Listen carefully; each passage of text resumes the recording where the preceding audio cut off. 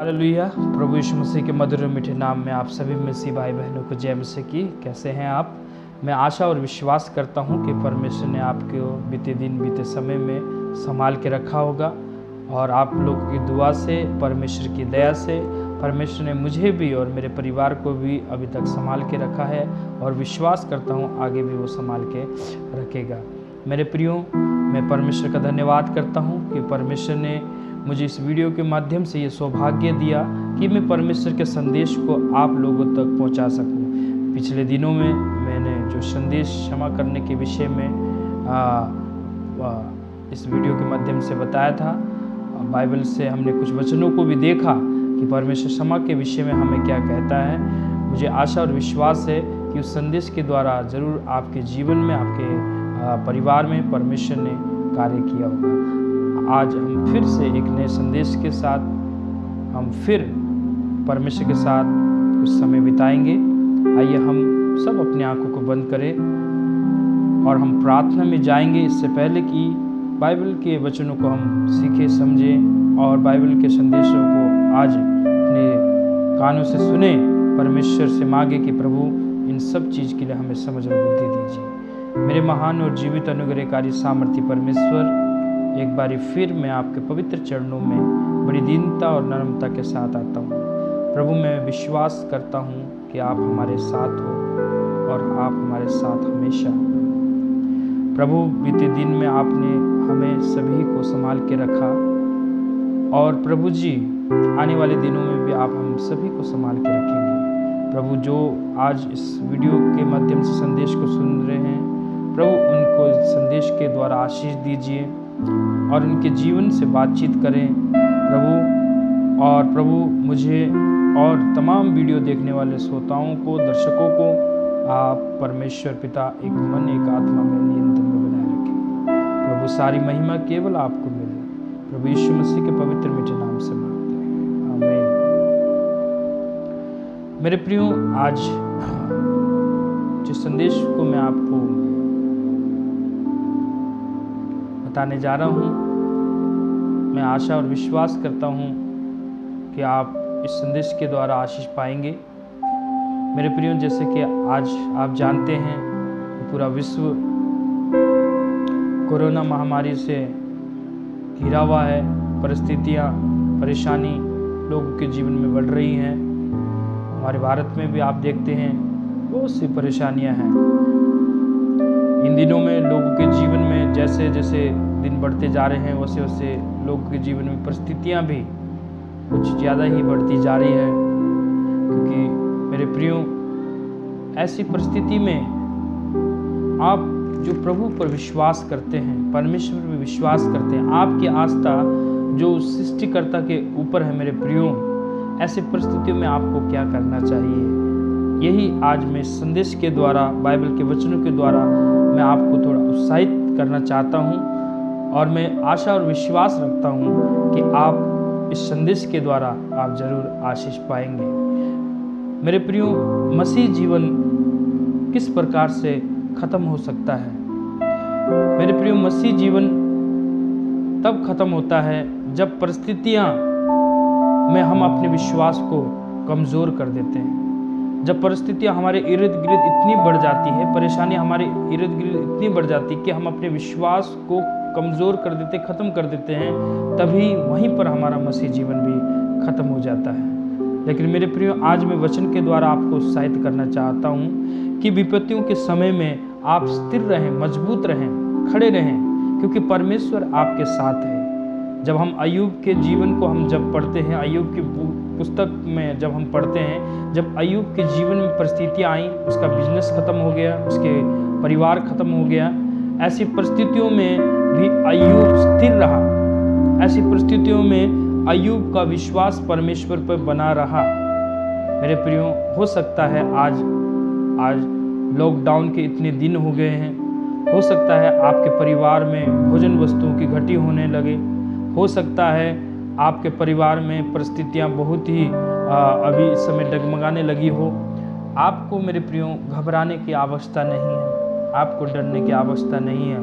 आप विश्वास रखें और एक ऐसी कठिन परिस्थितियों में आप एक काम करें केवल परमेश्वर के साथ संगति करें, परमेश्वर के वचन को अपने दिल में जगा दें, परमेश्वर के वचन के अनुसार चलें और विश्वास करें कि परमेश्वर आपको ऐसी परिस्थितियों में भी संभाल कर रख सकता है। मेरे प्रियो, जब परिस्थितियाँ हमारे जीवन में विपरीत होती हैं, कठिनाइयाँ जब हमारे जीवन में आती हैं, तो हमें जो प्रभु में हम मसीह में विश्वास करते हैं, हमें कठिनाइयों की ओर नहीं, हमें परमेश्वर की ओर देखना है कि हमारा परमेश्वर महान है जो हमें इस परिस्थितियों से निकालना सकता है। और साथ ही हमें ये भी आवश्यकता है कि हम दूसरों के लिए भी उदाहरण बन सकें, दूसरों के लिए भी प्रार्थना करें, उन भाई बहनों के लिए जो आज परमेश्वर को नहीं जानते, उन भाई बहनों के लिए भी आप प्रार्थना करें, हमारे देश के लिए भी प्रार्थना करें, हमारे गांव, हमारे समाज के लिए भी प्रार्थना करें। प्रभु, इस संकट के समय में, इस कठिन परिस्थितियों में प्रभु आप मेरे देश को, मेरे गांव को, मेरे परिवार को आप संभाल के रखें। मेरे प्रियो, आप लोगों की दुआ से मेरे प्रियो सब कुछ हो सकता है, क्योंकि परमेश्वर वायदा करता है कि धर्मी जन की प्रार्थना के द्वारा सब कुछ हो सकता है। मेरे प्रियो, मैं आपको एक और बाइबल में बताना चाहूँगा।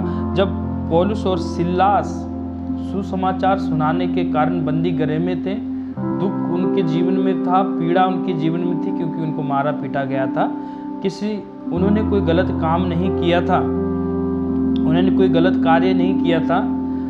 प्रभु यीशु मसीह के संदेश को, परमेश्वर के प्रेम को लोगों को बताने के कारण कुछ लोगों ने उन्हें, जिनको बुरा लगा, उन्होंने उन्हें बंदी गृह में डलवा दिया, मारे, उन्हें पिटवाया। ऐसे कठिन परिस्थितियों में भी पौलुस और सिलास, प्रेरित काम उसका 16-25 में जब हम देखते हैं तो पौलुस और सिलास प्रार्थना करने लगे। आइए मैं थोड़ा सा आपको बाइबल से मैं पढ़कर आपको बताता हूँ। और यहाँ पर लिखा है, आधी रात के लगभग पौलुस और सिलास प्रार्थना करते हुए परमेश्वर के भजन गा रहे थे और कैदी उनकी सुन रहे थे। इतने में एकाएक बड़ा भूकंप आया, यहाँ तक कि बंदी गृह की नींव हिल गई और तुरंत सब द्वार खुल गए और सबके बंधन खुल पड़े। हालेलुया। मेरे प्रियो, अगर आप इस संदेश को, इस वचन को अगर आप समझें तो यहाँ पर क्या था, परिस्थितियाँ पौलुस और सिलास के जीवन में कठिन थी, आसान नहीं था। अगर कोई आपको मारे, जब शरीर पर मार पड़ती है तो मेरे प्रियो दर्द होता है, और जब दर्द होता है, दर्द में केवल दर्द ही दिखाई देता है। ऐसी परिस्थिति में भी वो जब घायल थे और वो उन्होंने गलत नहीं किया था, लेकिन वो अच्छा कार्य कर रहे थे, फिर भी उनको मारा गया, पीटा गया, उन पर अत्याचार किया गया और बंदी गृह में डाल दिया गया। ऐसी परिस्थिति में भी वो क्या कर रहे हैं, आधी रात के लगभग परमेश्वर से प्रार्थना कर रहे हैं, भजन और विनती कर रहे हैं, प्रार्थना भजन गा रहे हैं, और जो बाकी लोग जो कैदी थे वो भी उनकी सुन रहे हैं। और जो भजन करते वक्त एकाएक बाइबल बताती है कि एकाएक भूकंप आया और सब के बंदी गृह के सब दरवाजे खुल गए, लोगों के बंधन खुल गए जो वहाँ बंदी गृह में थे।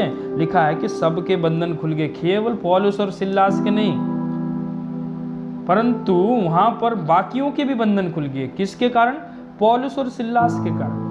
क्योंकि पौलुस और सिलास वहाँ पर अपनी परिस्थिति को लेकर रो नहीं रहे थे कि प्रभु हम तो सही किया था, लेकिन आज हम बंदी गृह में हैं, हमारे को मारा गया, डांटा गया, आपने तो कुछ किया ही नहीं प्रभु। ऐसी परिस्थितियों को लेकर वो मीटिंग नहीं कर रहे थे वहाँ पर, परंतु वो आधी रात के लगभग परमेश्वर की उपस्थिति में जाकर परमेश्वर की महिमा कर रहे थे। मेरे प्रिय, भजन गा रहे थे और परमेश्वर की उपासना कर रहे थे, उसकी आराधना कर रहे थे। और आराधना करते करते ही केवल उन्हीं के नहीं परंतु औरों के भी बंधन क्या है, खुल गए। आज जब हमारा देश ऐसी परिस्थितियों में है, आज हमारे भाई बहन जो कठिन परिस्थितियों में हैं, मेरे प्रियो, आपके प्रार्थना करने के द्वारा उनके भी बंधन खुल जाएंगे। आपके प्रार्थना के करने के द्वारा हमारे देश से बीमारियां भी दूर हो जाएगी, हमारा देश ज्यों का त्यों हो जाएगा। मेरे प्रियो, परमेश्वर का वचन कहता है याकूब उसका 1 अध्याय और उसका 2 से लेकर 1 का 2 से लेकर 4 में इस प्रकार से परमेश्वर का वचन कहता है, हे मेरे प्रिय भाइयों, जब तुम नाना प्रकार की परीक्षाओं में पढ़ो तो इसको पूरे आनंद की बात समझो। दास कहता है कि तुम जब परिस्थितियों में पढ़ो, परीक्षाओं में पढ़ो तो आनंद की बात समझो, क्योंकि यह जानकर कि तुम्हारे विश्वास के परखे जाने से धीरज उत्पन्न होता है। पर धीरज को अपना पूरा काम करने दो, तुम पूरे और सिद्ध हो जाओ और तुम में किसी बात की घटी ना रहे। मेरे प्रियो, परमेश्वर कहता है ये परिस्थितियां हमारे जीवन में क्यों आई? ताकि हम सिद्ध हो जाएं। हालेलुया। हम परमेश्वर का वचन कहता है, जब तुम कठिनाइयों में हो, परिस्थितियों तुम्हारे विपरीत हो, तुम्हारे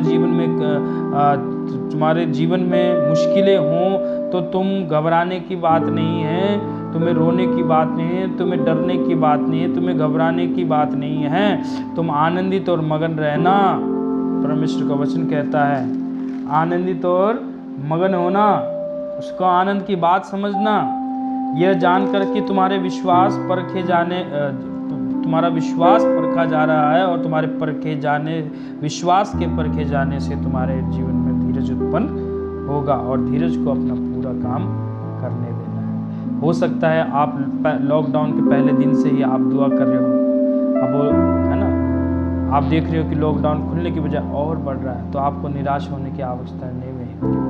परमेश्वर जानता है, परमेश्वर ने उससे पहले ही आपके लिए कुछ अच्छी योजनाएं बनाई हैं। आपकी परिस्थिति में पड़ने से पहले ही परमेश्वर आपको निकालना जानता है। याकूब की पुस्तक में बाइबल में बताते हैं कि धीरज रखो, धीरज को पूरा अपना काम करने दो। मैं एक बार फिर से आपको इस वचन को पढ़ देना चाहता हूं। लिखा है, पर धीरज को अपना पूरा काम करने दो कि तुम पूरे और सिद्ध हो जाओ और तुम में किसी बात की घटी ना हो। हालेलुया। सचमुच मेरे प्रियो, परमेश्वर महान है। आज भी ऐसी परिस्थितियों में भी परमेश्वर आपको संभालना जानता है। आपकी कठिनाइयों में परमेश्वर आपको छोड़ देने वाला नहीं है। आपकी कठिनाइयों पर परमेश्वर आपकी ओर मुंह मोड़ने वाला नहीं है, आपसे मुंह मोड़ने वाला नहीं है। मेरे प्रियो, वो इस समय में भी आपकी चिंता करता है, इस समय में भी आपको खिलाना जानता है, इस समय में भी आपको वो पूरा करना जानता है। जहाँ तक कि मेरा विश्वास है, मैं ये विश्वास रखता हूँ कि अभी जितने भी आप मसीह भाई बहन हो, आप परमेश्वर में अभी आनंदित हो। परमेश्वर ने आपको किसी बात की घटी नहीं होने दी इस लॉकडाउन में भी।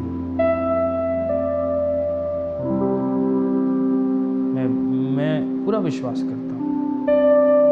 और यह भी एक हमारी चर्च की बहन, उन्होंने मुझे कॉल किया और मैंने उनका हालचाल जानने के लिए उनसे बातें जब करने लगा, मैंने कहा बहन आपको किसी बात की घटी तो नहीं है?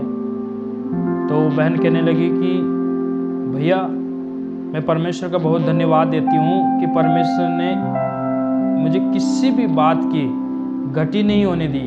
इन दिनों में मेरे घर में भरपेट भोजन है, सब कुछ, किसी बात की कमी नहीं है, पूरा अनाज मेरे घर में भरा पड़ा है। मेरे प्रिय परिवार बहुत ही गरीब है, लेकिन ऐसे लॉकडाउन के समय में भी परमेश्वर ने उस परिवार को भरपेट भोजन दिया है। मैं विश्वास करता हूँ परमेश्वर ने आपको भी दिया है। लेकिन कई बार कुछ बातें, कुछ परिस्थितियाँ ऐसी होती है जिनमें हम फंस जाते हैं और जिनमें हम अपने विश्वास को कमज़ोर करने लगते हैं। लेकिन मैं आपको बताता हूँ, परिस्थितियाँ चाहे कैसी भी हो, परिस्थितियाँ आपके जीवन में कितनी बड़ी भी क्यों ना हो, आप परिस्थिति में केवल खड़े रहे। परमेश्वर है जो आपको उस परिस्थितियों से निकाल देगा। परमेश्वर है जो आपको उस परिस्थितियों में से बाहर निकालेगा।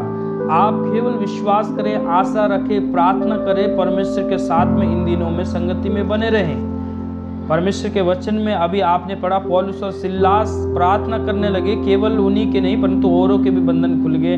आप प्रार्थना दुआ में बने रहें तो औरों के भी जीवन में परमेश्वर क्या है, बंधन खोल देगा। मेरे प्रियो, परमेश्वर पर भरोसा रखें और उसके वायदे पर भरोसा रखें। भजन संहिता 95 में इस प्रकार से परमेश्वर का वचन हमें बताता है। भजन संहिता 95 और उसके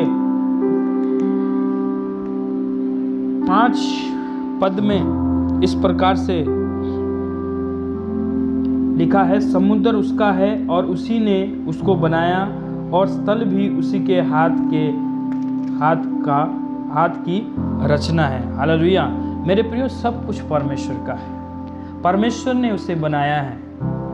ये धरती पर आज हम हैं, ये धरती भी उस सृष्टिकर्ता ने सृष्टि की है और उस सृष्टिकर्ता ने आपको और मुझे इस धरती पर जीवन दिया है। तो अवश्य है, जब उसने जीवन दिया है तो अवश्य है वो हमारी चिंता भी करना जानता है, अवश्य है वो हमारी पूर्ति भी करना जानता है।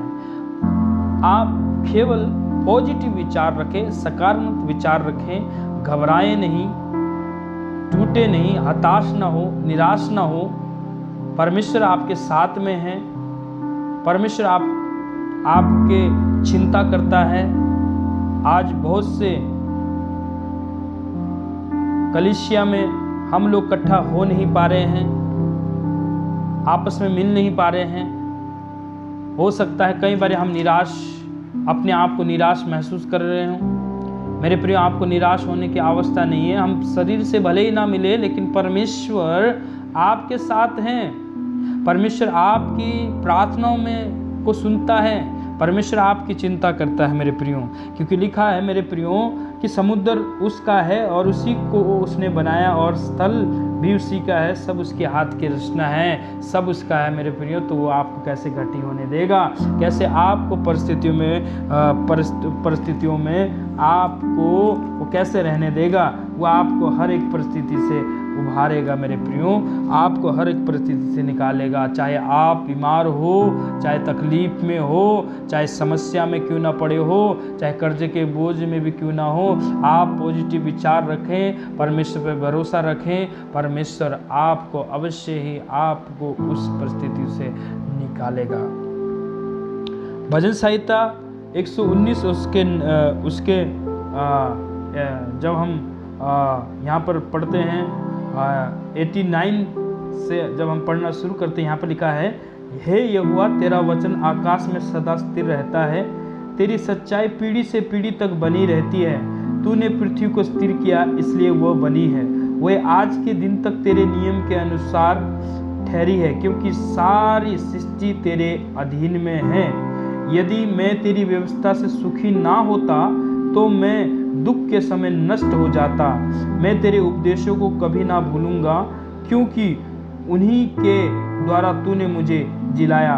मैं तेरा ही हूँ, तू मेरा उद्धार कर, क्योंकि मैंने तेरे उपदेशों की शुद्धि रखता हूँ। दुष्ट मेरा नाश करने के लिए मेरे घात में लगे हैं, परंतु मैं तेरी चितौनियों पर ध्यान करता हूँ। हालेलुया। मेरे प्रियो, देखिए परमेश्वर का वचन यहाँ पर हमें बताता है, परमेश्वर पर आप भरोसा रखें, उसके वायदे पे भरोसा रखें। प्रभु का वचन कहता है, आकाश में सदा तक आज तक वो स्थिर है ना। और प्रभु का दास कहता है कि उसकी सच्चाई पीढ़ी से पीढ़ी तक बनी रही है। यदि यहाँ पर अगर हम देखें तो भजनकार दाऊद कहता है कि यदि मैं तेरी व्यवस्था से सुखी ना होता तो मैं दुख के समय नष्ट हो जाता। मैं तेरे उपदेशों को ना भूलूंगा, क्योंकि उन्हीं के द्वारा तो मुझे जिलाया गया, जीवित किया गया। हालेलुया। मेरे प्रियो, ऐसी परिस्थितियों में परमेश्वर आपके साथ है। उसने मेरे प्रियो सब कुछ स्थिर रखा है। वो आपको मुझे संभाले रखता है।